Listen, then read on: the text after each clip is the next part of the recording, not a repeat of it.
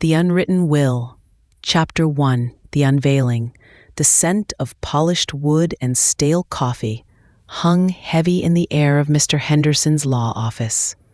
Outside, late autumn Chicago was settling into its usual gray embrace, but inside, the atmosphere was stifling.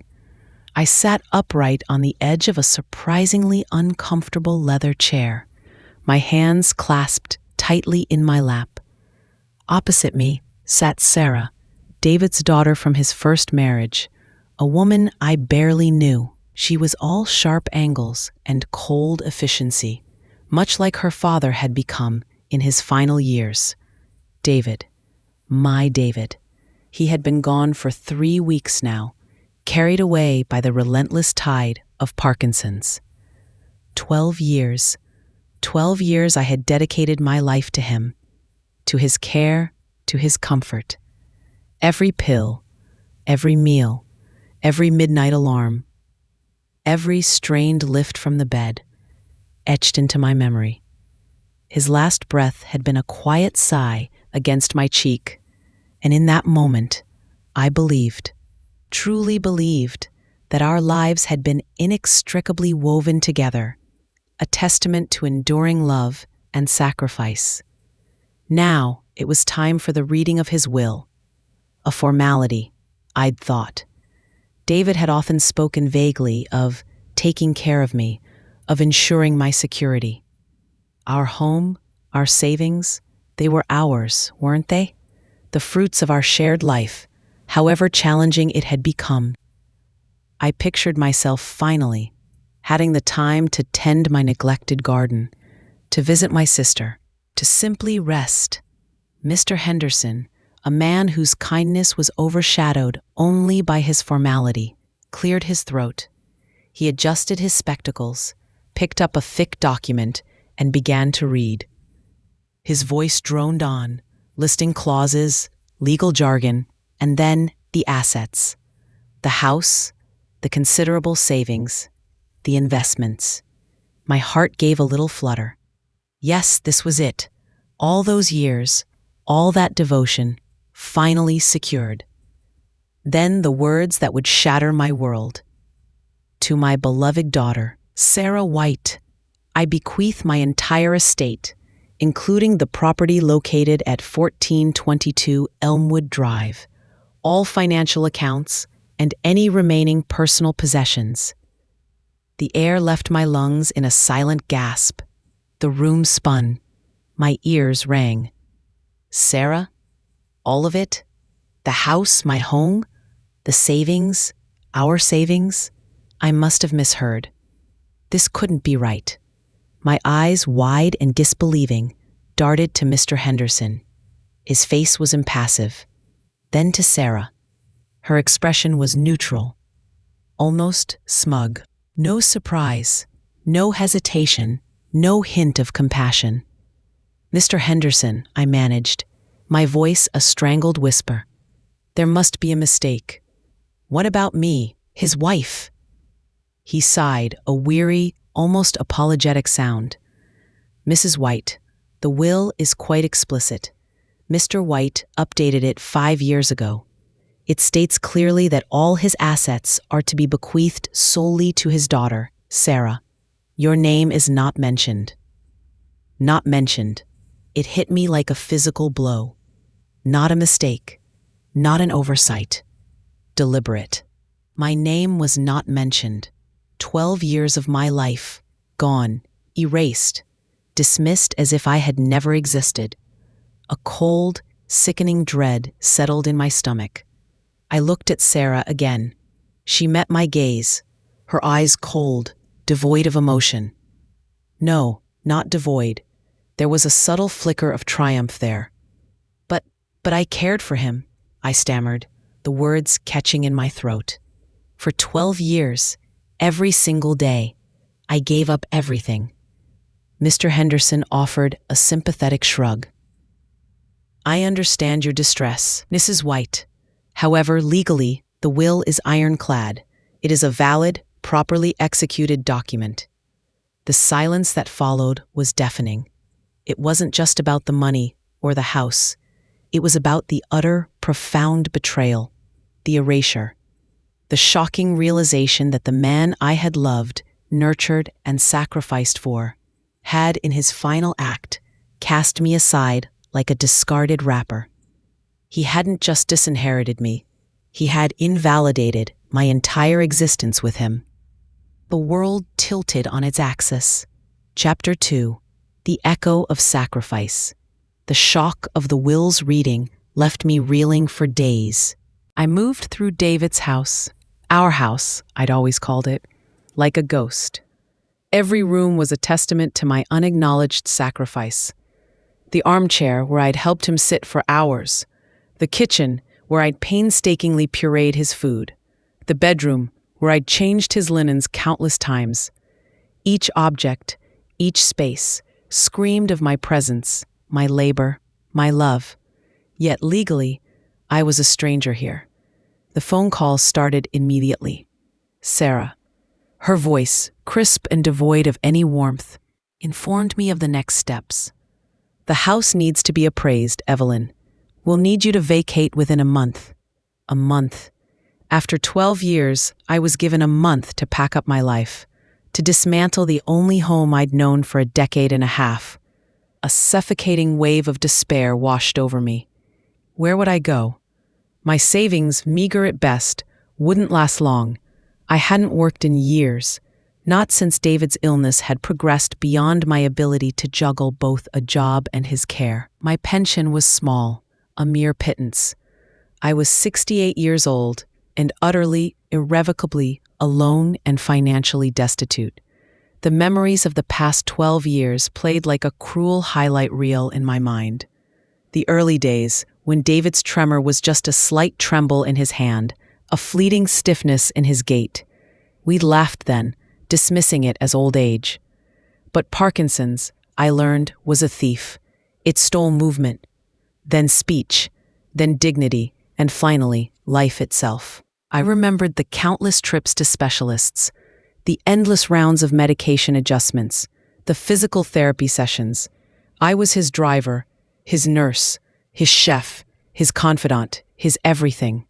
My own life, once filled with amateur painting classes and quiet evenings with friends, slowly, imperceptibly, withered away. My friends drifted, unable to bear the constant demands of David's care, or perhaps my own inability to participate in anything beyond his needs. My sister, bless her heart, called often, but lived too far away to truly help. I was on my own, David's sole anchor in a sea of debilitating illness. I'd wake at dawn, often having had only a few fragmented hours of sleep, to administer his first dose of medication. Then the meticulous preparation of his breakfast, pureed to prevent choking. Helping him dress, a slow, agonizing process. The endless cycle of bathing, feeding, lifting, comforting. His grip on reality would sometimes slip, and he'd become agitated, confused. I'd spend hours calming him, talking him down, reassuring him that I was there, that everything was all right. There were no vacations, no spontaneous dinners out, no quiet moments of shared joy. Our life had become a relentless rhythm of caregiving, and I accepted it. I accepted it because I loved him. I accepted it because I believed I was doing what a loving wife should do. I accepted it because I believed he loved me too, in his own quiet, often unexpressive way. He would squeeze my hand or offer a rare, fleeting smile, and I would cling to those moments, seeing them as proof of his affection. But now, those memories were tainted. Each act of devotion felt like a self-inflicted wound. The unspeakable unfairness of it all gnawed at me. How could he have done this? How could the man whose hand I held as he passed, the man whose every need I anticipated, have discarded me so utterly, so cruelly? In his final gesture, I called my best friend Martha. Her voice, usually so vibrant, softened with concern as I recounted the devastating news. "Eva," she said, her voice filled with a mixture of anger and sadness. "That's unspeakable. David, I never thought he was capable of such a thing." "Neither did I, Martha," I whispered, tears finally escaping.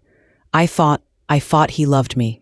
"He was a quiet man, Eva," Martha said gently. "But this is beyond quiet. This is cruel and unjust." "What am I going to do?" I cried, my voice breaking. "I have no money, no home. I'm too old to start over." "I have nothing." Martha was silent for a moment. Then, with her characteristic pragmatism, she said, "You have me, Eva, and we'll figure this out. But first, you need to fight. You need to understand why he did this, and you need to challenge that will." The idea of fighting, of re-entering the legal world, felt exhausting. But the alternative, homelessness, destitution, was far worse. I was a survivor, I realized. Through all the years of caring for David, I had cultivated an inner strength. I wasn't going to let David's final betrayal define my future. I wasn't just a caregiver. I was Evelyn White, and I had a right to justice. Chapter 3: The Cold Walls of Law. Martha was right. I had to fight. The injustice was too monumental to simply accept. My first call was to Mr. Henderson, David's lawyer. I requested another meeting, my voice steadier this time, fueled by a simmering anger. "Mr. Henderson," I began, sitting across from him once more, "I need to understand. How could David exclude me entirely? After all these years, we were married for 15 years, and I was his sole caregiver for 12 of them. Is there no legal recourse for a spouse in my position?" He sighed, pushing his glasses up his nose. "Mrs. White, as I explained, the will is valid. Mr. White was of sound mind when he executed it 5 years ago. He was very clear about his wishes regarding Sarah. He explicitly stated that he wished for his entire estate to go to her." "But why?" I pressed, my voice desperate. "Did he give any reason, any explanation for disinheriting me?" He looked uncomfortable, adjusting his tie. "Clients are not obligated to provide reasons for their testamentary decisions, Mrs. White." Mr. White simply stated his desire. He said he had made arrangements for his daughter's future, and this was his way of ensuring her security. "Her security?" I scoffed, a bitter laugh escaping me. "Sarah is a successful architect. She lives in a penthouse in New York. She barely spoke to David for years. I was the one who was here, day in and day out, watching him fade away." "I understand your feelings, Mrs. White," Mr. Henderson repeated, his voice monotone. "But my role is simply to execute my client's final wishes as expressed in a legally binding document." "Is there no way to contest it?" I asked, a glimmer of hope. "Undue influence? Mental incapacity?" He was very ill in his last years. When the wool was drawn 5 years ago, Mr. Henderson explained patiently, Mr. White underwent a cognitive assessment at my recommendation, precisely to ensure he was of sound mind. He passed with flying colors, and there's no evidence of undue influence. He came to me alone, several times, to discuss his wishes. He was quite firm. He paused, then added, "You do, however, have the right to petition for a spousal allowance, which is a temporary provision for living expenses, but it's usually a small sum, and it's not an inheritance. It's simply to prevent immediate destitution." A small sum, a temporary provision. It felt like a slap in the face, a paltry acknowledgement of a lifetime of devotion. I felt the familiar despair creeping back in. The law, it seemed, was as cold and unyielding as David's final act. I left Mr. Henderson's office feeling more defeated than ever. The legal system, designed to protect, felt like an impenetrable fortress guarding David's betrayal. The weight of my financial predicament pressed down on me. I had to leave my home, the only place I knew. What would I do? Where would I go? Martha, ever my rock, insisted I move in with her temporarily. "You're not going to be homeless, Eva," she declared, her voice firm. "You'll stay with me, for as long as we need." Her offer was a lifeline, a desperately needed anchor in my storm-tossed world. But the humiliation of it, the dependence, gnawed at me.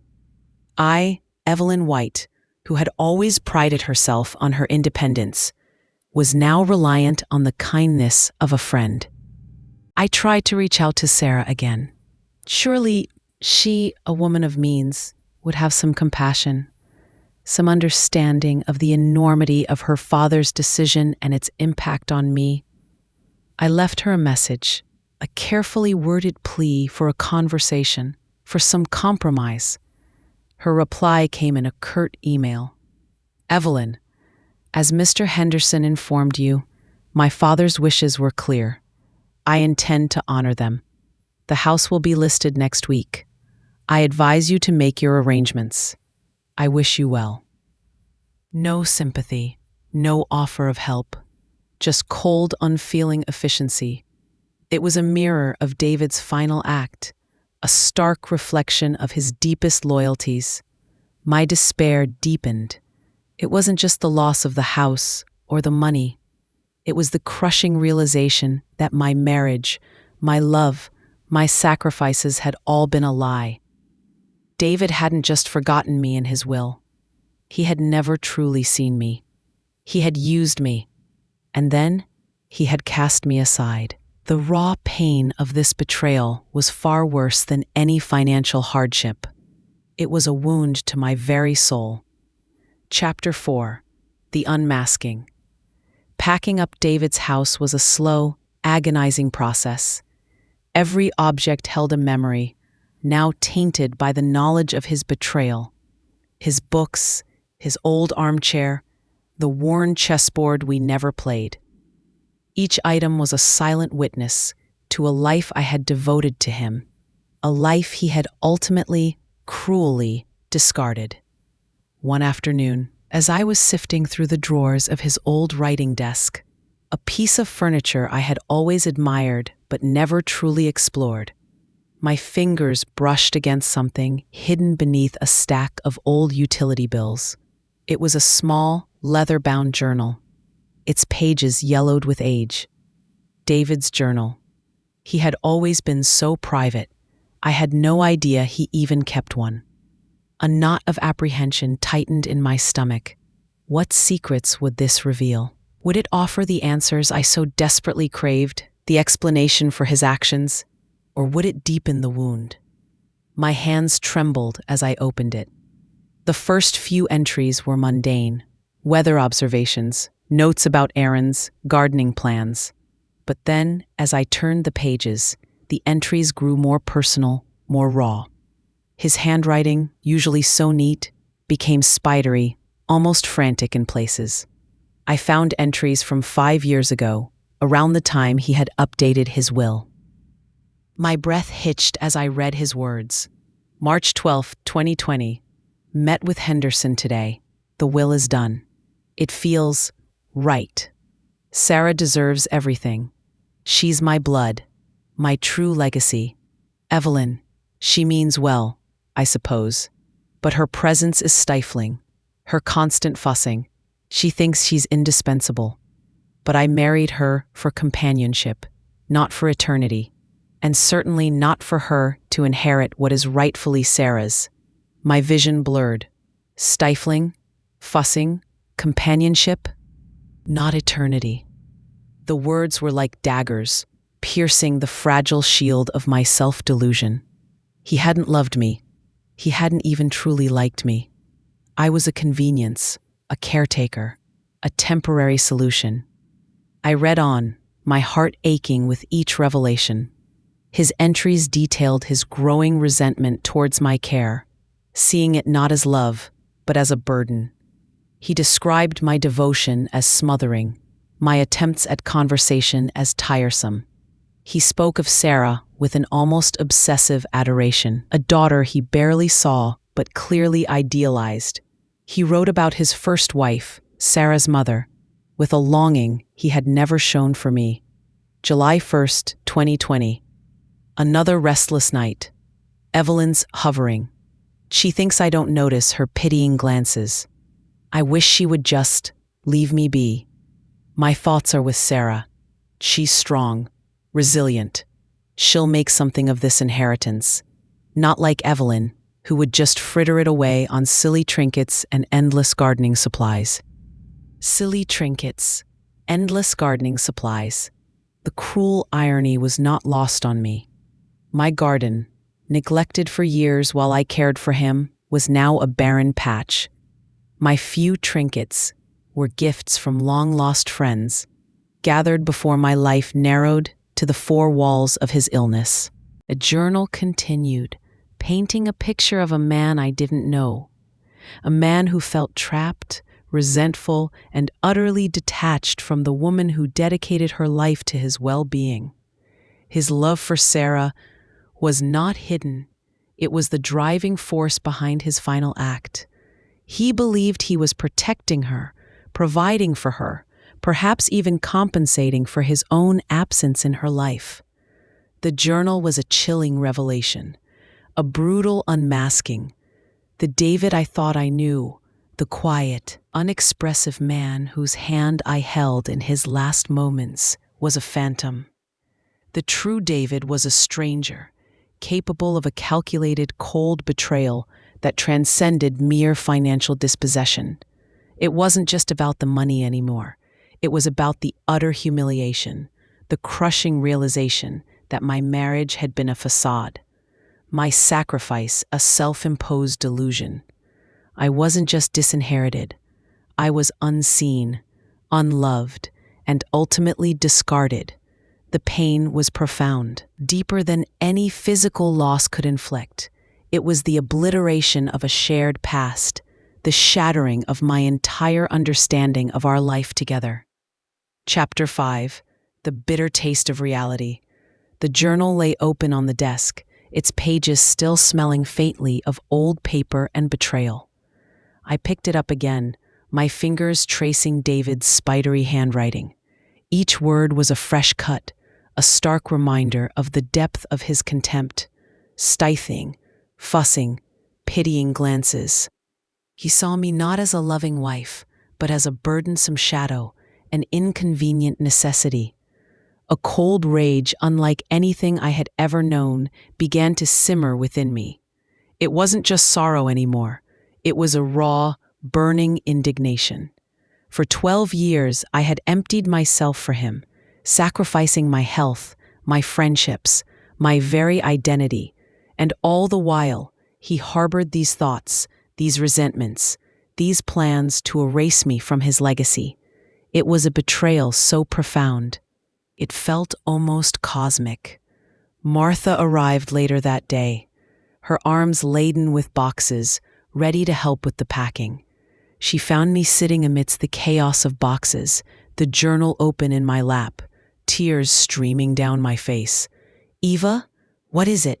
What's wrong?" Her voice was laced with alarm. I held up the journal, my hand trembling. "This," I choked out. "This is what's wrong. This is what he truly thought of me." Martha took the journal, her brows furrowed in concern. She read a few entries, her face paling with each passing line. Her eyes widened in disbelief, then narrowed in fury. "Oh, Eva," she whispered, her voice thick with emotion. This is monstrous. How could he, after everything you did for him?" "He never saw it as love, Martha," I said, a bitter laugh escaping me. "He saw it as an inconvenience, a burden. I was his nurse, his keeper, not his wife, not his partner." The revelations in the journal felt like a final, crushing blow. The fight I had felt scurrying within me. The desire for justice seemed to wither under the weight of this new knowledge. What was the point of fighting for money from a man who despised me? What was the point of defending a marriage that was clearly a sham in his eyes? "I can't contest the will, Martha," I said, my voice flat, devoid of emotion. What would be the point?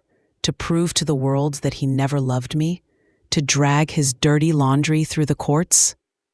It wouldn't bring back my dignity. It wouldn't change what he thought. Martha squeezed my hand. "It's not about him, Eva. It's about you, about your future, about getting what you deserve for all your years of sacrifice." "I deserve better than his tainted money," I replied, the words surprising even myself. A strange, fierce pride began to assert itself. I deserve better than to fight for crumbs from a man who never valued me. Let Sarah have it. Let her live with his legacy. The decision, though painful, brought a strange sense of clarity. The fight for the inheritance felt petty, small, in comparison to the gaping wound of emotional betrayal. His money, his house, they were poisoned by his contempt. I wanted no part of it, but then the practicalities crashed down on me. "But what will I do, Martha? I have nowhere to go, no money. I'm merely 70. Martha held me close. "You'll stay with me, Eva, for as long as you need. We'll figure it out. You're strong. Stronger than you know. You survived David's illness. You survived his betrayal. You'll survive this too." Her words were a lifeline. The immediate fear of homelessness receded, replaced by the daunting prospect of rebuilding a life from scratch at an age when most people were enjoying retirement. But there was also a flicker of something else, a nascent sense of liberation. I was no longer bound by David's needs, by his illness, by his silent contempt. I was free to choose my own path, however uncertain it might be. The bitter taste of reality was slowly, painfully, giving way to the first hints of a new beginning. A new canvas, albeit a blank and intimidating one, lay before me. Chapter 6. Rebuilding the Rubble. Life with Martha was a strange blend of comfort and humiliation. Her spare room, though cozy, felt like a temporary shelter, a constant reminder of my dependence. Every morning, I woke with a jolt, the reality of my situation crashing down on me. No home, no money, no husband, just the echoes of betrayal and the looming question, what now? Martha, true to her word, was a steadfast support. She listened patiently as I recounted snippets from David's journal, her own anger a mirror of my own. She encouraged me, practical and direct, to consider my options. "You're not just going to sit around and mope, Eva," she'd say, handing me a cup of tea. "You have skills. You're smart. You're capable." But what skills did I have after 12 years of full-time caregiving? My resume was a blank page stretching back decades. I tried applying for part-time jobs, basic administrative roles, even retail positions. The rejections piled up, always citing a lack of recent experience, or simply my age. Each refusal felt like another dismissal, another affirmation of my perceived uselessness. The financial pressure was immense. My small Social Security check barely covered groceries. I sold a few pieces of my own jewelry, items I had bought for myself, not gifts from David. The money was a pittance, a mere band-aid on a gaping wound. I watched Sarah's life from afar, through online snippets and newspaper articles. She was thriving, her architectural firm winning prestigious awards. She bought a new, sleek car. She was renovating our house, David's house, turning it into a minimalist showpiece. Each picture I saw online, each headline, was a fresh stab of injustice. She had taken everything, given nothing, and felt no apparent remorse. One afternoon, Martha found me staring blankly at the wall, a stack of rejected job applications on my lap. My spirit, once so resilient, felt utterly broken. "Eva," she said gently, sitting beside me, "you've been through a trauma. More than one. It's okay to feel this way." "I just don't know what to do," I confessed, my voice barely a whisper. "I feel erased, like I never existed. All those years for nothing." "Not for nothing," Martha countered, her voice firm. "You loved him. You gave him comfort. That wasn't nothing.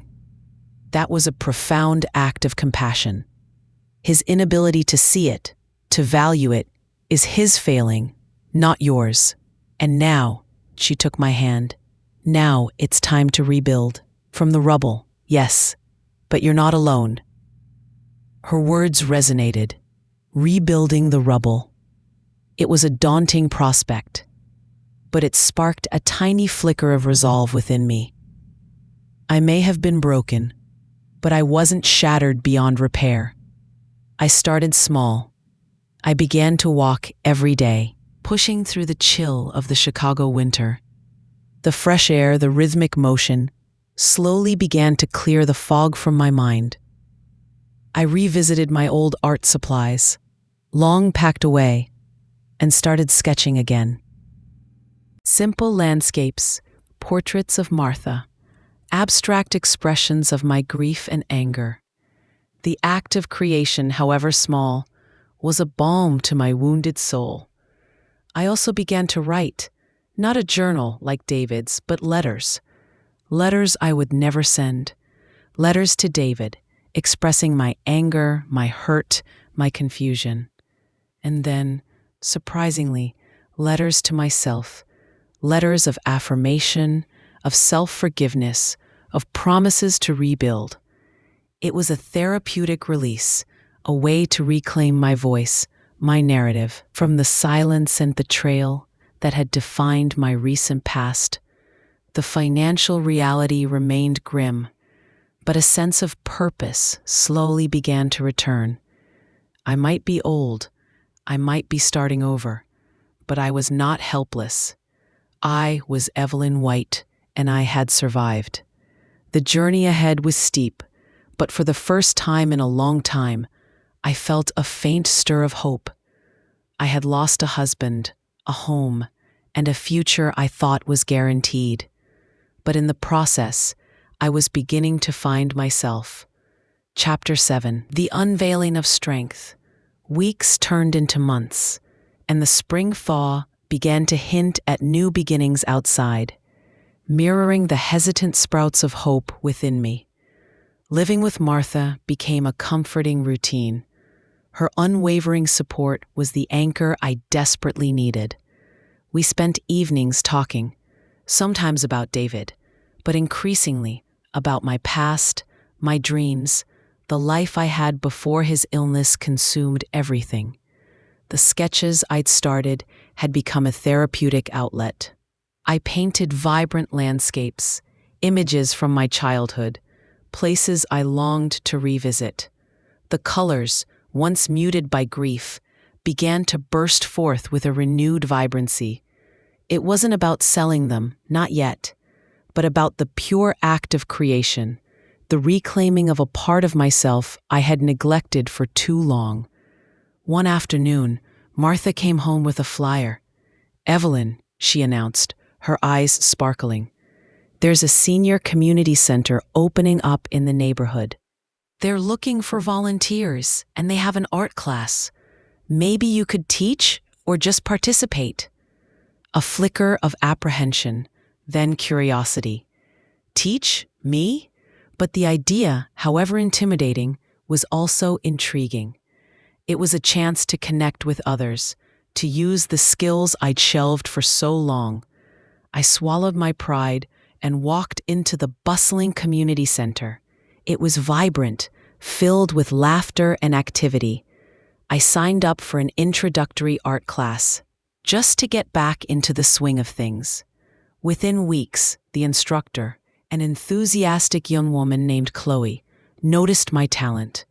"Evelyn," she said after class one day, looking at one of my sketches, "these are incredible. You have a real gift. Have you ever considered exhibiting your work?" I laughed, a dry, humorless sound. "Exhibiting? Chloe, I'm almost 70 and starting from scratch. I need a job, not an art exhibition." Chloe, however, was undeterred. "Your art tells a story. Evelyn, it has emotion. People would connect with it. And," she added, a mischievous glint in her eye, "we need someone to lead the advanced painting group here. It's a paid position, part-time. Think about it. A paid position, part-time." The words echoed in my mind. It wasn't a fortune, but it was a start, a way to contribute, to earn my own living, however modest. The thought was terrifying, but also exhilarating. The independent Evelyn, a one who had disappeared under the weight of caregiving, was slowly, tentatively re-emerging. I took the job, standing in front of a group of eager senior students, explaining color theory and brushstrokes, felt both alien and profoundly right. It was a challenge, yes, but it was my challenge, defined by my own choices, not by David's illness or his will. Meanwhile, the house, David's house, was sold. I saw the sold sign in the yard as I drove by on the bus one day. It was a stark reminder of my past, a final closure. Sarah had moved on, likely without a second thought. And I was moving on too, but with purpose. I started saving, meticulously setting aside every penny from my new part-time job, combined with my small Social Security check. My goal was modest: a small apartment, my own space, however humble, a place where I could truly begin again. The process of rebuilding was slow, arduous, and often frustrating. There were days when the despair would creep back in, the bitterness of David's betrayal still sharp. But then I would look at my paintings, at the faces of my students, at Martha's steadfast smile, and a quiet resolve would settle within me. I realized something profound. David's final act, meant to erase me, had, in a strange, twisted way, liberated me. It had stripped away the illusion of a love that wasn't real, forced me to confront my own dependency, and pushed me towards a path of self-discovery I might never have otherwise taken. His malice, unintended, had become my catalyst. Chapter 8: The Unveiling of Self. The months rolled by, and with each passing day, I felt a subtle but significant shift within me. The raw wound of betrayal, though still present, began to scab over, replaced by a dull ache that spoke of healing rather than fresh injury. My art continued to flourish. The community center became my sanctuary, a place where I felt valued, productive, and truly alive. My paintings, vibrant and expressive, reflected this internal transformation. One particularly vibrant landscape, a depiction of a stormy sea giving way to a hopeful sunrise, caught the eye of a local gallery owner who visited the community center. She offered me a small exhibition, my first. At nearly 70 years old, the exhibition was a modest success. I sold a few pieces, enough to put a significant dent in my savings goal for a small apartment. More importantly, the experience filled me with an exhilarating sense of accomplishment. My worth was no longer tied to David's validation or his lack thereof. It was self-generated, earned through my own effort, my own talent, my own resilience. I found a small, sun-filled apartment a few miles from Martha's. It was tiny, but it was mine, My own space, my own four walls. It was a place to hang my art, to brew my tea, to simply be, without the ghost of David's contempt lingering in every corner. The day I moved in, Martha and I raised a glass of cheap, sparkling cider. "To new beginnings, Eva," she toasted, her eyes brimming with pride. "To freedom, Martha," I replied, a genuine smile gracing my lips, a smile that reached my eyes for the first time in years. I never heard from Sarah again. The cold, efficient email was the last contact. She continued her successful life, oblivious, or perhaps willfully ignorant, of the devastation her father's will had wrought. And I, remarkably, found that I no longer cared. Her indifference, once a source of pain, now felt like a liberation. I didn't need her acknowledgement or her guilt. I had my own path. My relationship with David was a chapter closed, a harsh lesson learned. I had been a victim of his betrayal, yes, but I had also been a willing participant in my own diminishment, allowing his illness and his needs to consume my identity. The journal, though initially a source of agonizing pain, had ultimately been a gift. It had stripped away my illusions, revealing the truth about the man I had married and the life I had built around him. The journey had been arduous. The injustice, the financial struggle, the emotional devastation, they had nearly broken me. But through it all, I had discovered a strength I never knew I possessed. I had learned that my value was not measured by a husband's will or by his affection, but by my own resilience, my own capacity for creation, my own unwavering spirit. I was no longer David's caregiver, no longer a discarded wife, no longer a victim. I was Evelyn White, an artist, a teacher, a survivor. I had lost a home, but I had found myself. And that, I realized, was an inheritance far more precious than any amount of money or property. It was the inheritance of a life reclaimed, a future unwritten, and a spirit, finally, at peace.